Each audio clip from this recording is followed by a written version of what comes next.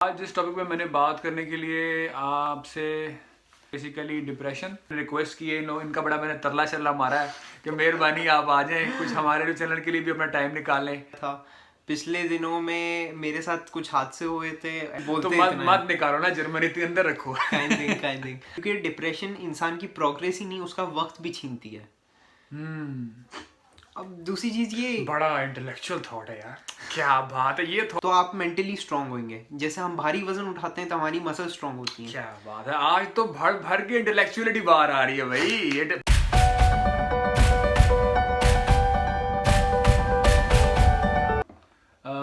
तो आज जिस टॉपिक पे मैंने बात करने के लिए डिप्रेशन, ये एक्चुअली ये बहुत इम्पोर्टेंट टॉपिक है डिप्रेशन।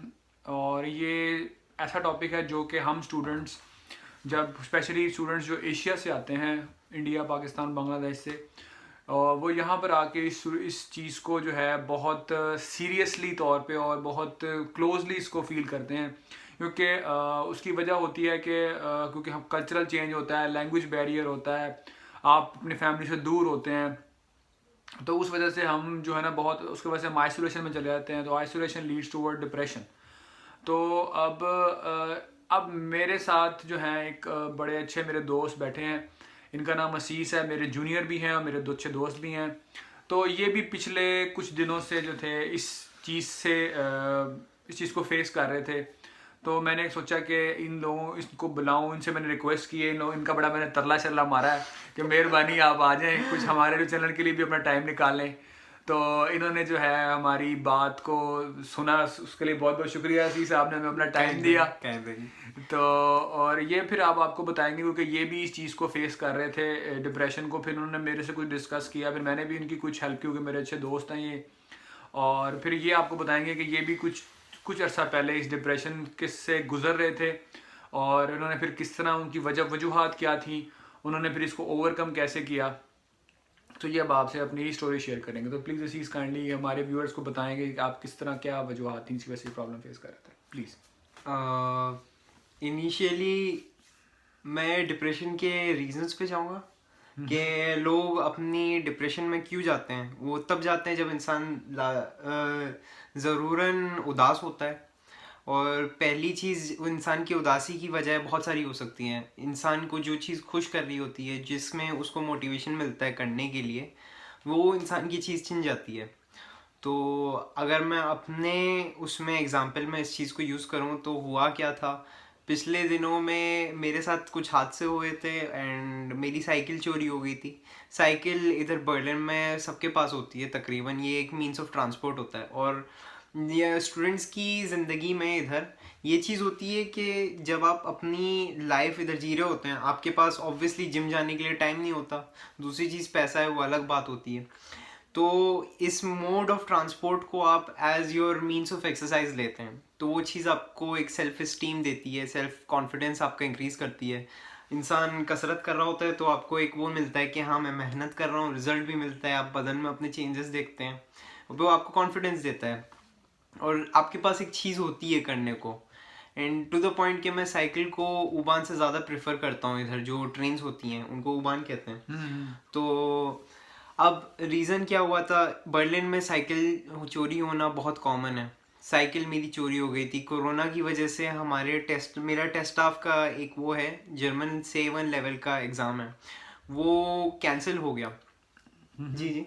तो ये हुआ था कि कोरोना की वजह से मेरे स्कूल में मेरा एक एक्स क्लासमेट था, उसे कोविड पॉजिटिव टेस्ट कर दिया था। तो हमारे स्कूल में एक रूलिंग निकली थी कि हम लोग के जितने भी सेकंड हैंड कॉन्टैक्टेड स्टूडेंट्स हैं उन सबको निकालना है। अब हुआ क्या, मेरा मसलन एक प्लान था कि मैं यूनिवर्सिटी का मेरा वो पाथवे बनेगा, तो वो सब एक प्लान चल रहा था and all of a sudden वो अपसाइड डाउन हो गया। एंड यूजुअली होता है ऐसे ज़िंदगी में, चीज़ें as you plan they never go that way. तो हुआ क्या कि स्कूल से मैं निकल गया।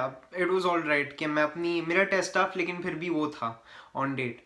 हुआ क्या, मैंने प्लानिंग करनी शुरू की कि अब मुझे घर बैठ के ही पढ़ाई करनी है। साइकिल चली गई तो मेरा मीन्स ऑफ ट्रांसपोर्ट, तो खैर वो तो कोई इगाल है, क्योंकि इगाल वो एक्सप्लेन करना जरूरी है वर्ड। इगाल का मतलब है जर्मन में नेवर माइंड, डोंट केयर।